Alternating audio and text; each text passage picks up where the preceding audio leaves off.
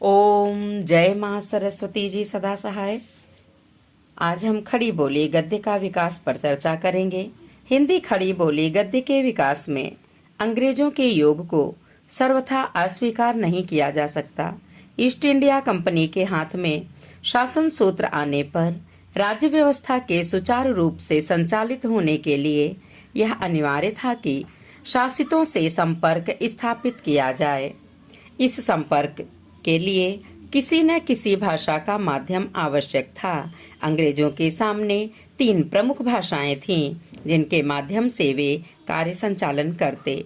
पहला अंग्रेजी भाषा, दूसरा संस्कृत, अरबी और फारसी भाषाएं, तीसरा लोक भाषाएं। यह तो निर्विवाद था कि कंपनी अंग्रेजी भाषा का अधिकाधिक प्रचार करना चाहती थी, किंतु सामान्य जनता इससे सर्वथा अपरिचित थी। संस्कृत का प्रचार हिंदुओं के उच्च वर्ग में था, वह सांस्कृतिक भाषा थी। अरबी और फारसी का प्रयोग मुगल शासनकाल में कचहरियों में अवश्य होता था। शासक वर्ग भी इससे परिचित था, किंतु जनसाधारण में इसका भी अधिक प्रचार न था। इन कारणों से कंपनी की भाषा नीति बहुत दिनों तक अस्थिर रही।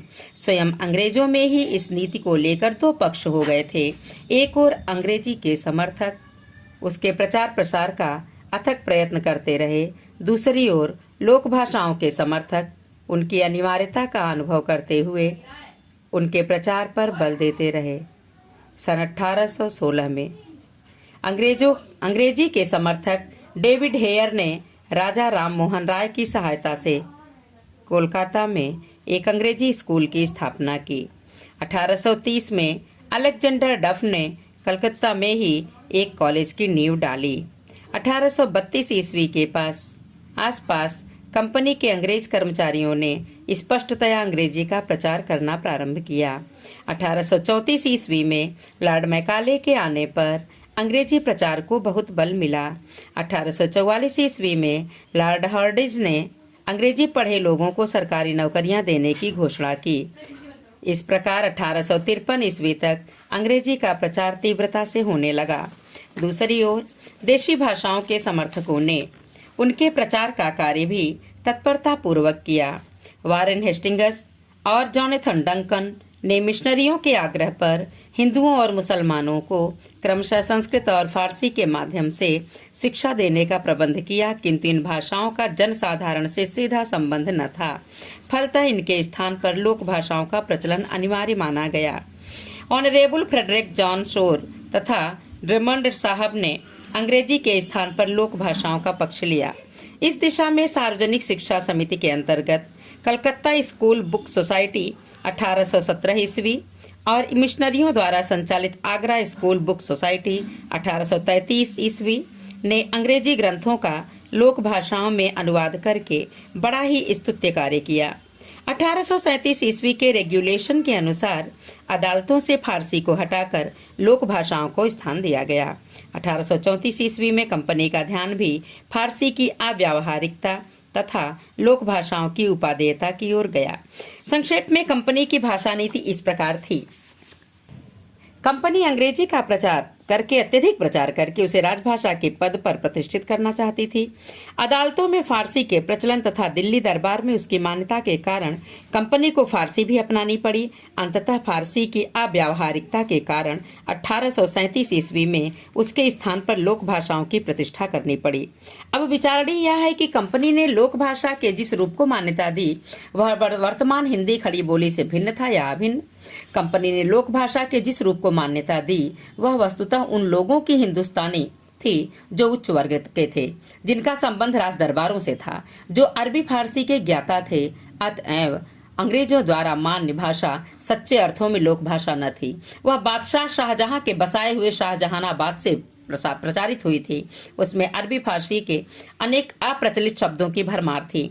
वह दिल्ली की लाडली थी और शाहों की गोद में पली थी। इसके स्वरूप का परिचय निम्नलिखित उदाहरण से हो जाएगा। हुकुम इश्तहार यह के रोज सोमवार तारीख 25 माह जुलाई सन 1796 अंग्रेजी का एक लकड़ी गैरह माल असबाब मिस्तर आदम ईस्टन साहेब मोतवफा बीच मौजे वकहा जिला सारन के नीलाम होगा।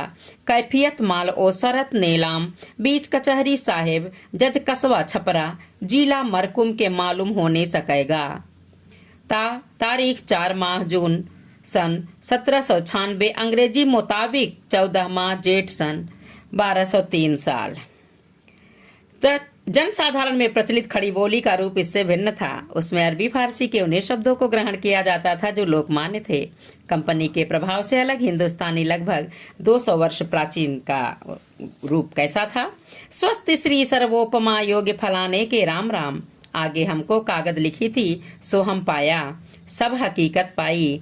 तुम लिखा यूं हमारे मुल्क को यूं फलाना जबरदस्ती सो सब मुल्क का खुचारी करता है, तिसका इलाज कुछ किए चाहिए।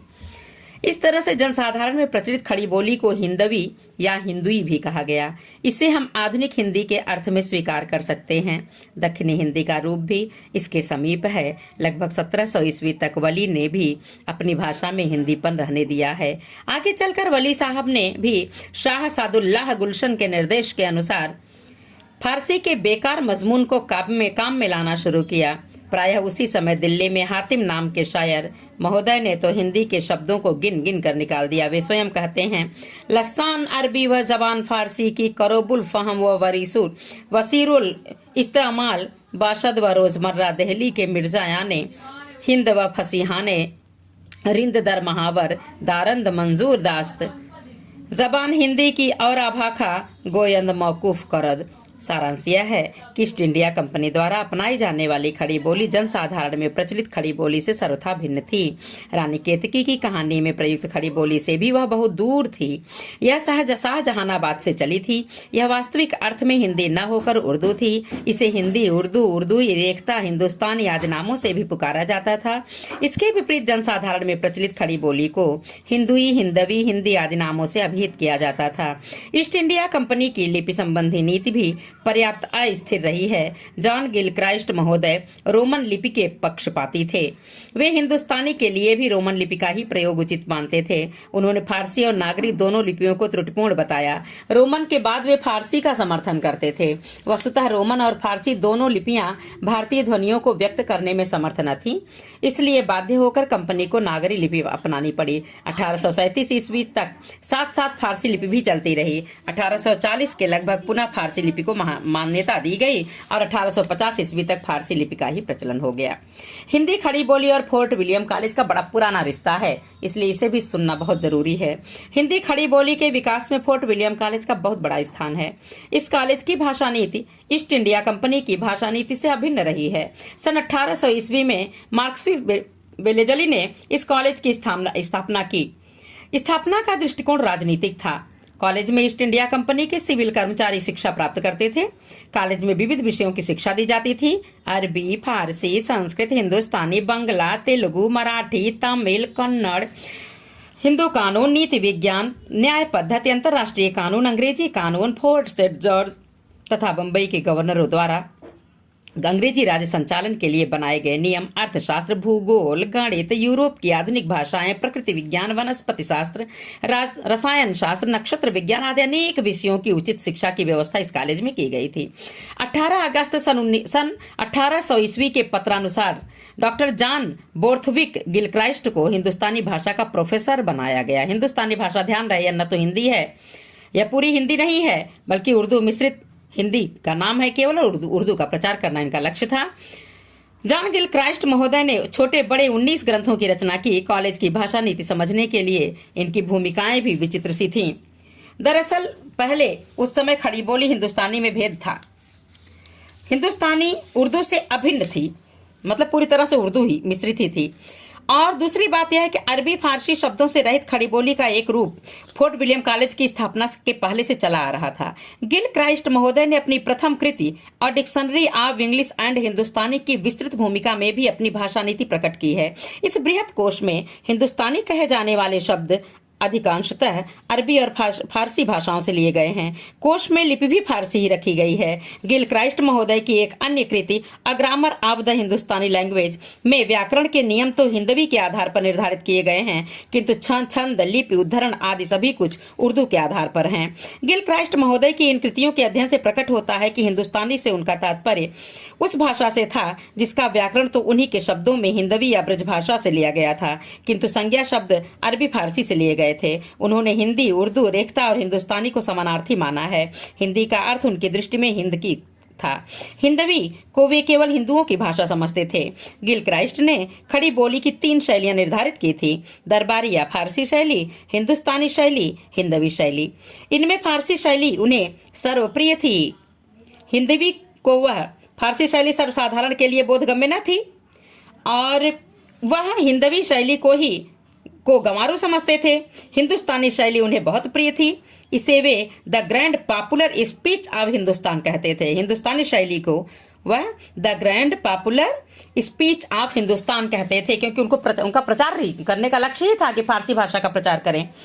गिलक्राइस्ट महोदय हिंदुस्तानी, अरबी, फारसी मिश्रित के समर्थक होने पर भी हिंदी की पूरी अवहेलना नहीं कर पाए। इसीलिए उन्होंने सन 1802 ईस्वी में लल्लू लालजी की स्थायी नियुक्ति की और जॉन गिलक्राइस्ट साहब द्वारा पोषित हिंदुस्तानी न तो सिपाहियों की समझ में आती थी, न जनसाधारण के लिए ही बोधगम्य थी। फलतः कॉलेज की भाषा नीति में परिवर्तन अनिवार्य हो गया।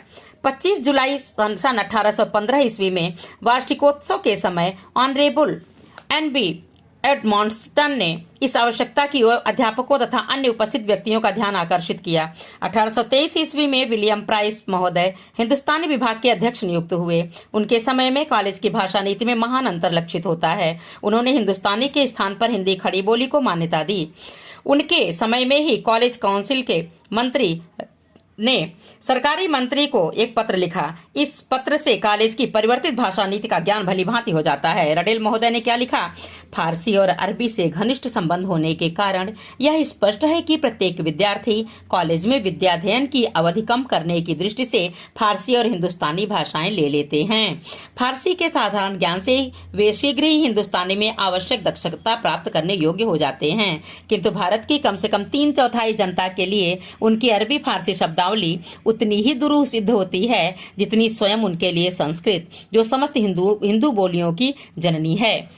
28 अक्टूबर 1824 ईस्वी को 28 अक्टूबर 1824 ईस्वी को गवर्नर जनरल ने कॉलेज के नव विधान को मान्यता दी। इस नव विधान के साथ कॉलेज की भाषा नीति भी बदली। कॉलेज के विलियम प्राइस महोदय की नीति ही अब प्रधान हो गई। जब कॉलेज में अपना नव विधान गवर्नर जनरल के पास स्वीकृति के लिए भेजा था, तब साथ में प्राइस साहब का एक पत्र भी भेजा गया था। इस पत्र में उन्होंने लिखा था, हिंदी और हिंदुस्तानी में सबसे बड़ा अंतर शब्दों का है। हिंदी के लगभग सभी शब्द संस्कृत के हैं। हिंदुस्तानी के अधिकांश शब्द अरबी और फारसी के हैं। हिंदी के संबंध में एक और महत्वपूर्ण विषय यह है कि वह नागरी अक्षरों में लिखी जानी चाहिए। नई लिपि और नए शब्द सीखने में विद्यार्थियों को कठिनाई होगी, किंतु इससे उनके ज्ञान की वास्तविक वृद्धि होगी। उनका हिंदुस्तानी ज्ञान थोड़े परिवर्तन के साथ फारसी ज्ञान के अतिरिक्त और कुछ नहीं है। इससे वे न तो भाषा न देश के विचारों के साथ ही परिचित हो पाते हैं। संक्षेप में कॉलेज की भाषा नीति के 2 मोड़ हैं। सन 1800 ईस्वी से लेकर के 1815 ईस्वी तक जॉन गिलक्राइस्ट द्वारा निर्धारित हिंदुस्तानी ही कॉलेज की मान्य भाषा रही। 1815 के बाद आधुनिक अर्थ में जो हिंदी हमारी है, उसके अध्ययन की आवश्यकता पर बल दिया गया। 1824 ईस्वी में कॉलेज के नव विधान के साथ भाषा नीति में परिवर्तन हुआ। विलियम प्राइस के विचार मान्य हुए। अधिकारियों ने हिंदी का महत्व समझकर उसे कॉलेज के पाठ्यक्रम में स्थान दिया। दिसंबर 1831 में प्राइस साहब पद त्याग करके विलायत चले गए और 24 जनवरी 1854 के सरकारी आज्ञा पत्र के अनुसार कॉलेज तोड़ दिया गया। बहुत बहुत धन्यवाद सभी को।